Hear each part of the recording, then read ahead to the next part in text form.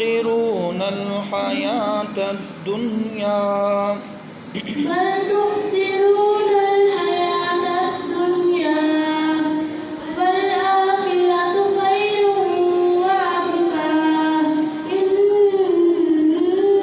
هذا لفي الصحف الأولى صحف إبراهيم وموسى.